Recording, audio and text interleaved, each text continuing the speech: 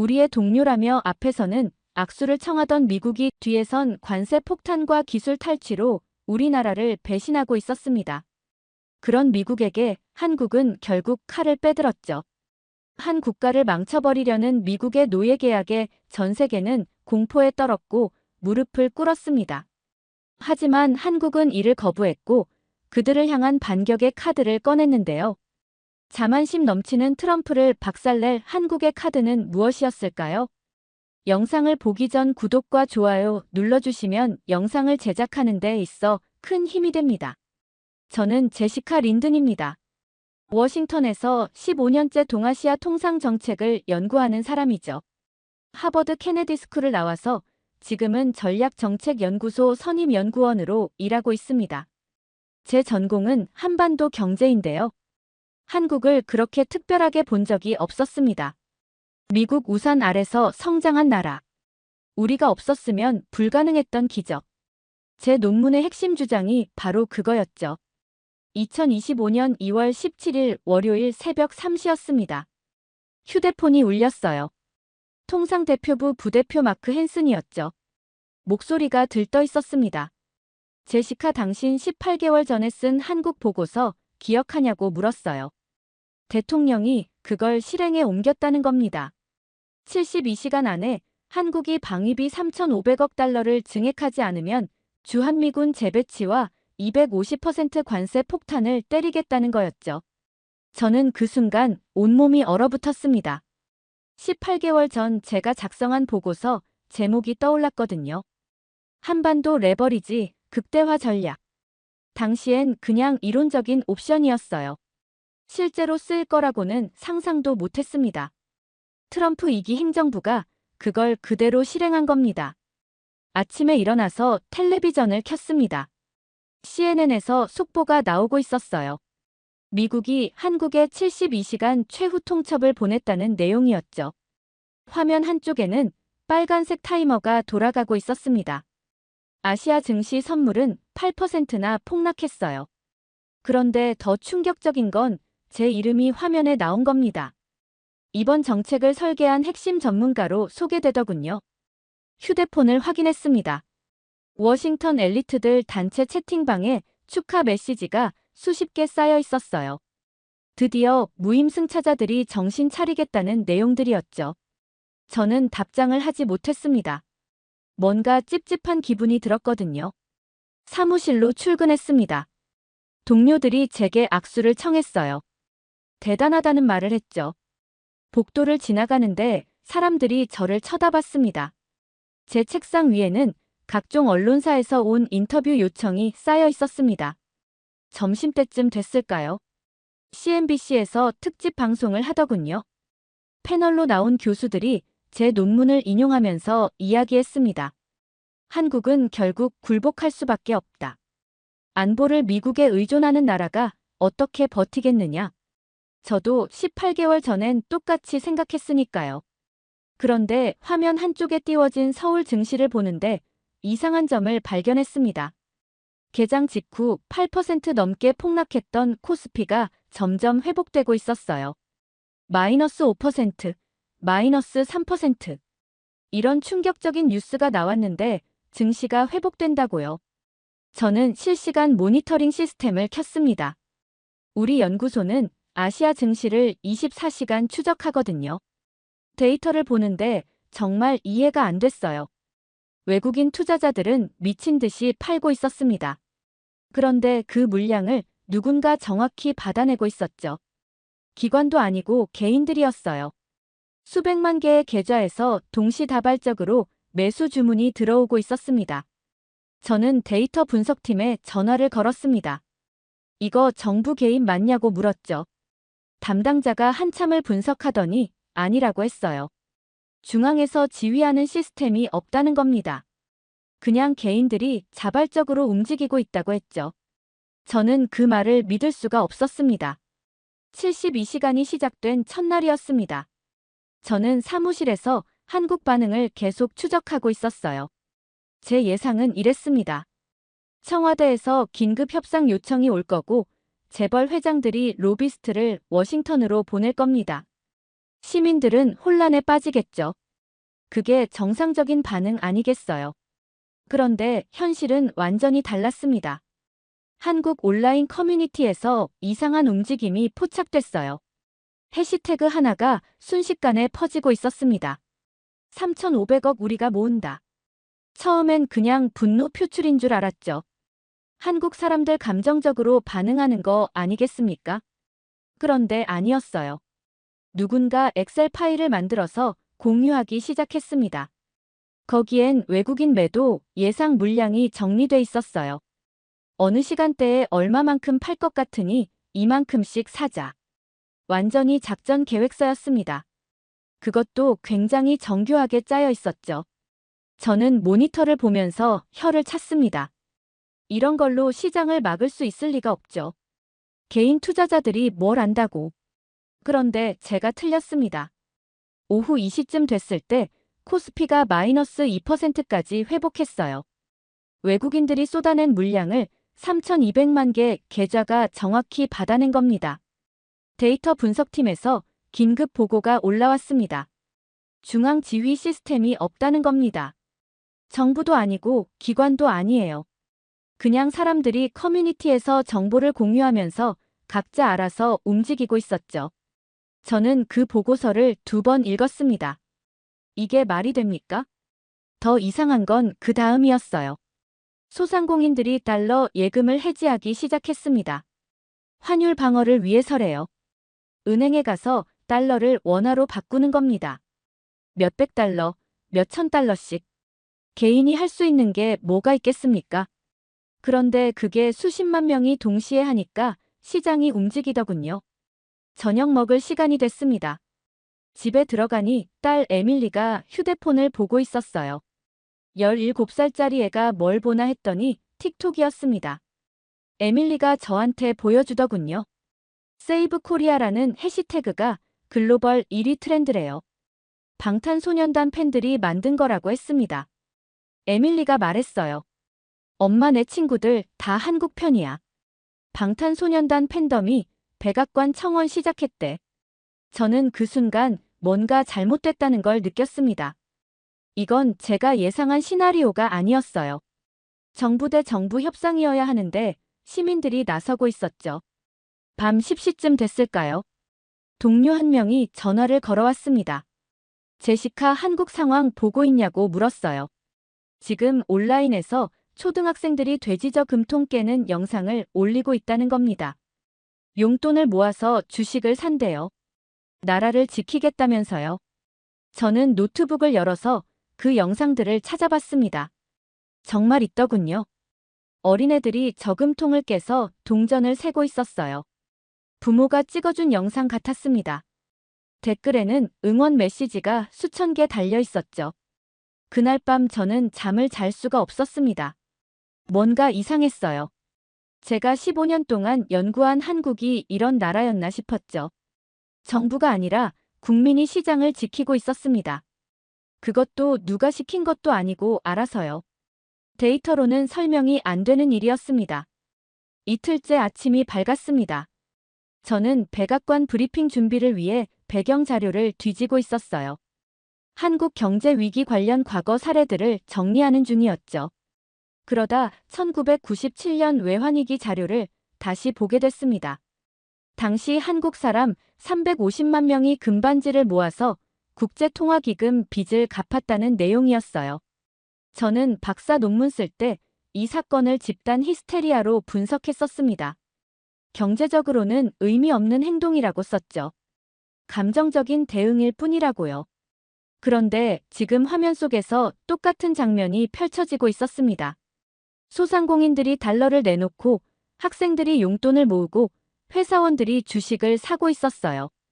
1997년엔 아날로그였다면 2025년엔 디지털이었죠. 방식만 바뀌었을 뿐 본질은 같았습니다. 저는 문득 제 논문이 틀렸다는 생각이 들었습니다. 이게 히스테리아일까요? 아니면 제가 이해 못하는 뭔가가 있는 걸까요? 15년 동안 한국을 연구했는데 정작 한국 사람들은 몰랐던 거 아닌가 싶었죠. 점심시간에 이메일 한 통이 왔습니다. 발신자는 린샤오원. 싱가포르 국립대 교수였어요. 대학 동기였죠. 꽤 오랜만에 연락이 온 겁니다. 제시카, 너 아직도 동아시아를 의존적 약소국으로 보냐는 내용이었어요. 린샤오원은 이렇게 썼습니다. 우린 내가 생각하는 것보다 20년 앞서 있어. 1997년 우리 부모님이 겪은 굴욕을 우리 세대는 절대 안 당해. 아세안 중앙은행장들이 오늘 밤 긴급회의를 소집했대.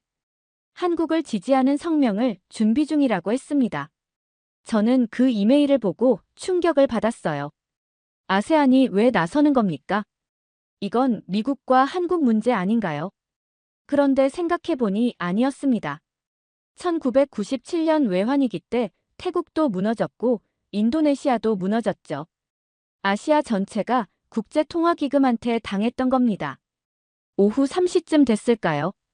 뉴스에서 속보가 나왔습니다. 태국 CP그룹이 한국 주식 50억 달러어치를 매수했다는 내용이었어요. 말레이시아 국부펀드도 30억 달러를 투입했대요. 싱가포르 테마색도 움직인다는 소문이 돌았습니다. 저는 회의실을 나와 화장실로 갔습니다. 거울 앞에 섰죠. 제 얼굴을 보면서 생각했습니다. 내가 뭘 놓친 걸까? 15년 동안 데이터만 봤지 사람은 안 봤던 거 아닐까? 한국을 숫자로만 이해하려고 했던 거 아닐까? 핸드폰을 꺼내서 틱톡을 열어봤습니다. 세이브 코리아 해시태그를 검색했어요. 영상이 수천 개 올라와 있었습니다. 베트남 학생들이 한국을 응원하는 영상을 찍고 있었어요. 필리핀에서도 인도네시아에서도 똑같은 영상이 올라왔죠. 댓글을 읽어봤습니다. 한국이 버티면 우리도 산다는 내용이 많았어요. 한국이 무너지면 다음은 우리 차례다. 1997년을 기억한다. 그런 댓글들이었습니다. 저는 그제야 알았습니다. 이건 한국만의 싸움이 아니었어요. 아시아 전체의 트라우마가 깨어난 겁니다. 사흘째 아침이었습니다. 저는 백악관 상황실 브리핑을 준비하고 있었어요. 한국의 고립과 항복을 예측한 프레젠테이션이었죠. 데이터는 완벽했습니다. 제 논리대로라면 한국은 이미 무너졌어야 했어요. 그런데 회의 30분 전에 뉴스 속보가 떴습니다. 구글, 애플, 마이크로소프트가 공동 성명을 발표했대요. 한국은 우리의 핵심 연구개발 파트너다. 일방적 압박은 글로벌 공급망의 치명적 리스크라는 내용이었습니다. 저는 화면을 멍하니 쳐다봤어요. 빅테크가 왜 나서는 겁니까? 기업은 정치에 개입 안 하는 게 원칙 아닌가요? 그런데 성명서 내용을 보니 장난이 아니었습니다. 아마존도 한국 데이터센터 점검을 지원하겠다고 발표했어요. 테슬라는 배터리 공급을 재검토한다고 했죠. 통상팀 동료가 급하게 전화를 걸어왔습니다. 제시카 내부 자료 봤냐고 물었어요. 실리콘밸리 한인 개발자들이 경영진한테 로비를 했다는 겁니다. 문서가 유출됐대요. 한국 반도체 배터리 디스플레이 없으면 우리 제품 출시가 6개월 지연된다는 내용이었습니다. 저는 그 순간 뭔가 이상하다는 걸 느꼈습니다. 제가 만든 레버리지 전략은 한국이 미국에 의존한다는 게 전제였어요. 그런데 실제로는 미국 기업들이 한국에 의존하고 있었던 겁니다. 제가 데이터를 거꾸로 읽은 거였죠. 오후가 되니까 더 충격적인 보고가 올라왔습니다. 국방부였어요. F-35 전투기 부품의 40%가 한국산이래요. 미사일 방어체계 핵심 센서가 LG전자 제품이고요. 한국 공급이 중단되면 전투기 가동률이 60% 수준으로 떨어진다는 겁니다. 펜타곤 분석관이 회의실로 찾아왔습니다. 제시카 박사님, 이거 심각한 문제라고 말했어요. 우리가 한국을 압박할 수 있는 위치가 아니라는 겁니다. 오히려 우리가 한국한테 의존하고 있다고 했죠. 그 사람이 마지막으로 한 말이 저한테 꽂혔습니다. 박사님은 한국을 1997년의 한국으로 착각하셨어요. 저는 회의실 밖으로 나왔습니다. 복도를 걸으면서 생각했어요. 내가 15년 동안 뭘 한 걸까? 한국 경제를 연구했다고 했는데 정작 한국의 실체는 몰랐던 겁니다. 숫자만 봤지 구조는 안 봤던 거죠. 사무실로 돌아와서 노트북을 열었습니다. 제가 18개월 전에 쓴 보고서를 다시 읽어봤어요. 핵심 가정이 이거였습니다. 한국은 미국 안보 우산 없이 생존 불가능하다. 따라서 양보할 수밖에 없다. 그런데 지금 눈앞의 현실은 완전히 달랐습니다. 한국은 양보하지 않았어요. 오히려 새로운 카드를 꺼내들고 있었죠. 시민들이 시장을 지켰고 아시아가 연대했고 빅테크가 반란을 일으켰습니다. 제가 만든 전략이 오히려 미국의 급소를 드러낸 겁니다. 같은 날 저녁이었습니다.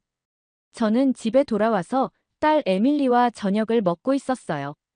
텔레비전을 켜놨는데 뉴스 속보가 떴습니다. 삼성 SK 현대차 회장들이 도쿄에 모였다는 내용이었죠. 무슨 긴급 회동을 한대요? 에밀리가 물었습니다. 엄마 저 사람들 뭐 하는 거야? 저는 대충 둘러댔어요. 그냥 기업인들 모임이겠지. 그런데 화면에 뜬 다음 내용을 보고 저는 포크를 놓았습니다. TSMC, 소니, 도요타, 경영진도 함께했다는 겁니다. 발표 내용이 나왔어요. 아시아 자립 공급망 구축, 디지털 실크로드 프로젝트, 초기 자금 3조 5천억 달러. 저는 그 숫자를 보고 멍해졌습니다. 3조 5천억이요. 우리가 요구한 금액의 10배가 넘는 돈이었어요. 더 충격적인 건 두 번째 발표였습니다. 한국 재벌들이 미국 내 15개 공장에 정기점검 일시 중단을 통보했대요. 텍사스, 조지아, 엘라베마. 제가 아는 공장들이었습니다. 그 공장들이 멈추면 어떻게 되는지 저도 알고 있었죠. 뉴스 화면이 바뀌었습니다. 텍사스 주지사가 기자회견을 하고 있었어요. 얼굴이 상기돼 있었습니다. 우리 주 일자리 15만 개가 걸린 문제라고 말했어요. 백악관에 전화했다고 했습니다. 조지아 주지사도 똑같은 내용으로 회견을 했죠.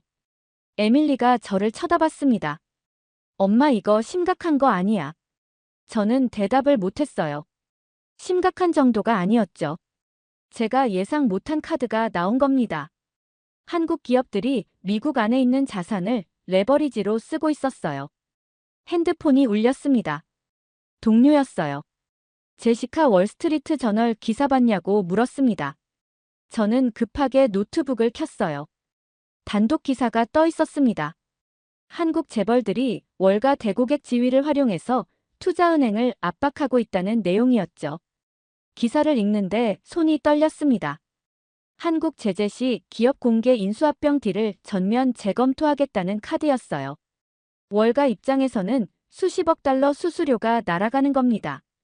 삼성 하나만 해도 1년에 투자은행 수수료를 얼마나 주는데요? 저는 소파에 주저앉았습니다. 제가 완전히 틀렸다는 걸 인정할 수밖에 없었어요.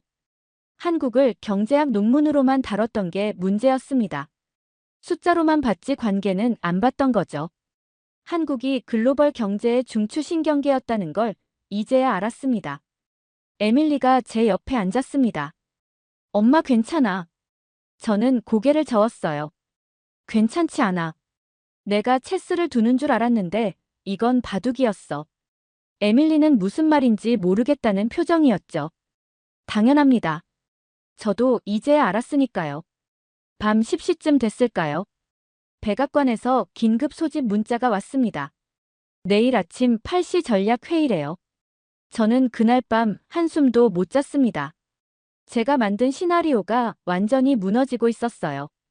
한국은 약한 나라가 아니었습니다. 제가 무시했던 건 숫자가 아니라 그물망이었던 겁니다. 72시간 마감 12시간 전이었습니다. 백악관 긴급 전략 회의가 열렸어요. 저는 브리핑 자료를 들고 회의실로 들어갔습니다. 수석보좌관이 저를 불렀죠. 제시카 원래 시나리오대로 강경 입장 유지 브리핑을 작성해달라고 했어요. 저는 자리에 앉아서 노트북을 켰습니다. 손가락이 키보드 위에 올라갔어요. 그런데 움직이지 않았습니다. 지난 3일간 본 것들이 머릿속을 스쳤거든요. 3,200만 계좌, 초등학생 돼지 저금통, 아세안 연대, 빅테크 반란, 재벌들의 역공. 18개월 전 제가 쓴 보고서를 다시 열어봤습니다. 핵심 가정은 이거였어요. 한국은 미국 안보 우산 없이 생존 불가능하다. 따라서 양보할 수밖에 없다. 그런데 지금 눈앞의 현실은 완전히 달랐습니다. 한국은 양보하지 않았어요. 핸드폰에 문자가 왔습니다. 에밀리였어요. 엄마 방탄소년단 진이 긴급 라이브했어. 1억 명이 봤대. 다들 미국 정부 비판하고 한국 응원해. 엄마 회사도 욕먹고 있어. 엄마는 괜찮아. 저는 문자를 보고 한참을 멍하니 있었습니다. 저는 노트북을 덮었습니다. 회의실을 나가서 수석보좌관 방으로 갔어요. 문을 두드렸죠. 들어가서 말했습니다. 죄송하지만 저는 이 브리핑을 쓸 수 없습니다. 수석보좌관이 눈썹을 찌푸렸어요. 무슨 소리냐고 물었죠. 저는 똑바로 말했습니다. 제 분석이 틀렸습니다. 저는 한국을 25년 전 프레임으로 봤어요. 하지만 세상이 바뀌었습니다. 우리가 레버리지를 준 게 아니라 우리가 의존하고 있었던 겁니다. 수석보좌관은 믿을 수 없다는 표정이었죠. 제가 계속 말했습니다. 지난 3일간 데이터를 봤습니다.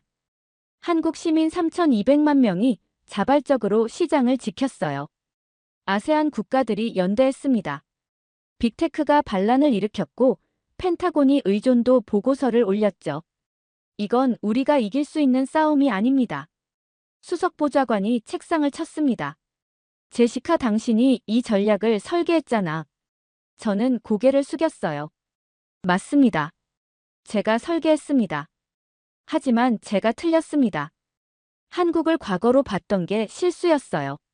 그 사람은 한참을 저를 쳐다보더니 나가보라고 했습니다. 복도로 나왔습니다. 다리에 힘이 풀렸어요.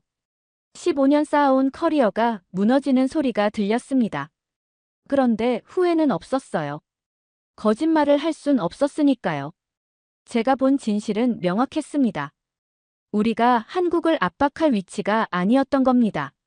사무실로 돌아왔습니다. 동료들이 수군거리는 게 들렸어요. 제시카가 배신했대. 한국 편을 든대. 저는 신경 쓰지 않았습니다. 노트북을 열어서 보고서 파일을 휴지통으로 드래그했어요. 18개월 동안 공들인 파일이었습니다. 그런데 미련은 없었죠. 창밖을 봤습니다. 워싱턴 석양이 지고 있었어요. 저는 제 자신에게 물었습니다. 나는 왜 15년 동안 한국을 제대로 보지 못했을까? 답은 간단했습니다. 데이터만 봤지 사람을 안 봤던 거죠. 숫자만 봤지 마음을 몰랐던 겁니다. 72시간 마감 3시간 전이었습니다. 저는 사무실에서 뉴스를 지켜보고 있었어요. 백악관이 비공식 채널로 한국 측에 수정 제안을 전달했다는 소문이 돌았습니다. 금액을 10분의 1로 축소하고 관세를 취소하고 동맹을 재확인하겠다는 내용이래요. 그런데 한국은 이미 다음 단계로 넘어가 있었습니다. 서울에서 기자회견이 열렸어요. 아시아 경제안보 동맹 창립 선언식이었죠. 한국, 싱가포르, 아세안 10개국 중앙은행장들이 한자리에 모였습니다. 제 대학 동기 린샤 오원도 화면에 보이더군요. 발표 내용을 듣는데 입이 벌어졌습니다.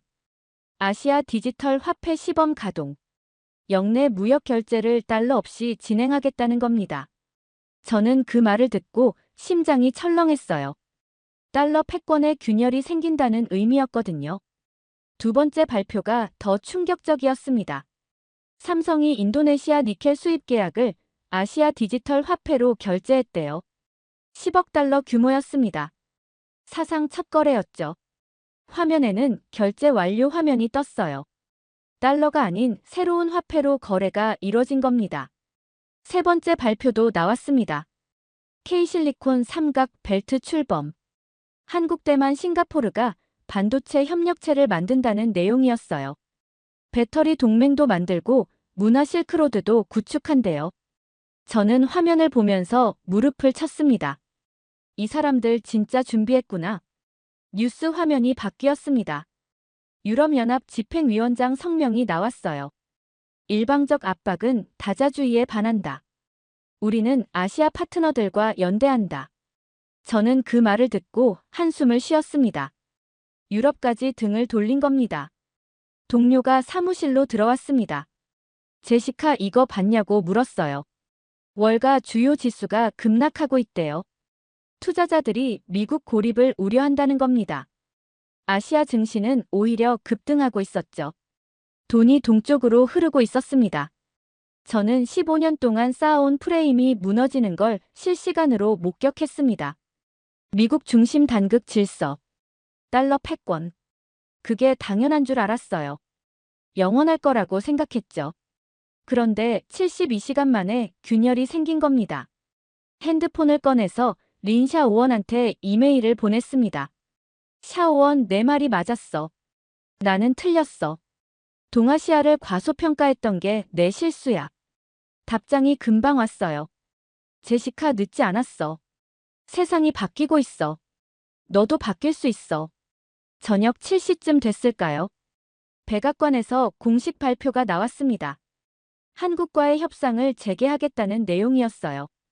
기존 입장을 전면 수정한다고 했습니다. 사실상 철회나 마찬가지였죠. 72시간 만에 미국이 물러선 겁니다. 저는 모니터 앞에서 고개를 떨궜습니다. 제가 설계한 전략이 완전히 실패한 겁니다. 그런데 이상하게 마음이 편했어요. 진실을 봤으니까요. 한국은 25년 전 그 나라가 아니었습니다. 세상이 바뀌었는데 저만 과거에 머물러 있었던 겁니다. 일주일이 지났습니다. 저는 연구소 사무실을 정리하고 있었어요. 책상 위에 놓인 박스에 15년치 자료를 담았습니다. 사직서는 이미 제출했죠. 동료들은 저를 배신자라고 불렀습니다. 워싱턴 엘리트 단체 채팅방에서도 쫓겨났어요. 그런데 후회는 없었습니다. 오히려 홀가분했어요. 15년 동안 틀린 프레임으로 세상을 봤다는 걸 인정한 게 해방감을 줬습니다. 거짓말을 계속할 순 없었으니까요. 진실을 외면할 순 없었죠. 새로운 논문을 쓰기 시작했습니다. 제목은 이거였어요. 다극시대의 소국 전략, 한국 사례 연구. 첫 문장을 이렇게 썼습니다. 나는 15년간 한국을 잘못 이해했다. 이 논문은 한 학자의 고백이자 새로운 세계에 대한 재해석이다. 사무실 문이 열렸습니다. 딸 에밀리가 들어왔어요. 학교 끝나고 들렀다고 했죠. 박스를 보더니 물었습니다. 엄마 후회해. 저는 미소를 지었어요. 아니, 나는 틀렸지만 덕분에 진실을 배웠어. 에밀리가 제 손을 잡아줬습니다. 인용 자료를 정리하고 있었습니다. 첫 번째 항목에 린 샤오원 논문을 넣었어요. 2025년 작은 나라의 생존은 시민의 의지에서 시작된다. 샤오원이 맞았습니다. 저는 정보만 봤는데 사람들을 못 봤던 거죠. 핸드폰에 문자가 왔습니다. 린 샤오원이었어요. 제시카, 내 논문 초고 봤어. 용기 있는 선택이야. 다음 달 싱가포르에서 학회 있는데 올래. 내 발표 들어보고 싶어. 저는 답장을 보냈습니다. 갈게. 이번엔 제대로 배우고 싶어. 창밖을 봤습니다. 워싱턴 석양이 지고 있었어요. 저는 지난 3일을 떠올렸습니다. 72시간 동안 세상이 바뀌는 걸 목격했죠. 한국 시민들의 자발적 저항, 아세안의 연대, 빅테크의 반란, 새로운 통화의 탄생. 에밀리가 물었습니다. 엄마 이제 뭐 할 거야? 저는 노트북을 가리켰어요. 공부. 제대로 된 공부. 15년 동안 숫자만 봤으니까 이제 사람을 보려고. 데이터만 봤으니까 이제 마음을 읽으려고. 에밀리가 웃었습니다. 엄마 멋있어. 논문 마지막 문장을 썼습니다. 퀸의 게임이 아니었다. 폰들의 합창이었다. 그리고 나는 그 합창을 듣지 못했던 사람이다. 우리는 더 이상 1997년이 아니다. 그리고 나는 더 이상 2005년의 학자가 아니다. 저장 버튼을 눌렀습니다.